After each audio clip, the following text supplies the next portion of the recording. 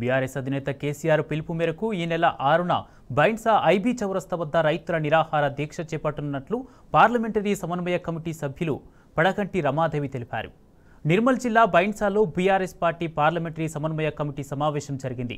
Adilabad BRS party అభ్యర్థి ఆత్రం సక్కు గెలిపే లక్ష్యంగా కార్యకర్తలు, నాయకులు పనిచేయాలని ఈ సమావేశంలో తీర్మానించారు. అసెంబ్లీ ఎన్నికల సమయంలో రైతులకు ఇచ్చిన హామీలను వెంటనే అమలు చేయాలని కాంగ్రెస్ పార్టీని డిమాండ్ చేశారు. తెలంగాణ బీఆర్ఎస్ పార్టీ అధ్యక్షులు, అదేవిధంగా గౌరవ అధ్యక్షులు కేటీఆర్ గారు, హరీష్ రావు గారు అందరూ కూడా ఈ నియోజకవర్గాన్ని ఏ విధంగానన్నా సంస్థాగతంగా పటిష్టం చేయడమే కాకుండా పార్లమెంటు ఎన్నికలను దృష్టిలో పెట్టుకుని ఒక సమన్వయ కమిటీని ఇవాళ వేయడం జరిగింది.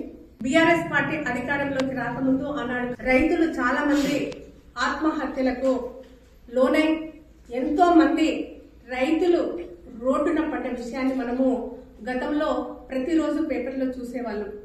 కానీ కేసీఆర్ గారు బాగా ఆలోచించి రైతుల కోసము 4 విప్లవాత్మకమైనటువంటి నిర్ణయాలు తీసుకోవడం జరిగింది.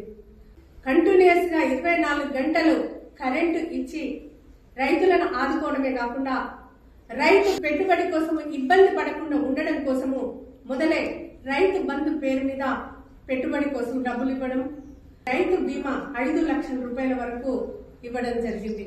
గ్రామాలలో ఎక్కడ చూసినా కూడా మీరు ఇవాళ గెటర్లే కానివ్వండి, రోడ్లే కానివ్వండి, హరిత హారాలే కానివ్వండి, శ్మశాన వాటికలే కానివ్వండి, రైతు వేదికలే కానీ ఏ విషయానికి వచ్చినా కూడా ఇవాళ ఒక 13 అవార్డ్స్ మనకు కేంద్ర ప్రభుత్వం ప్రకటించింది. మన తెలంగాణ కంటే మన గ్రామాలు ఏ విధంగా అభివృద్ధి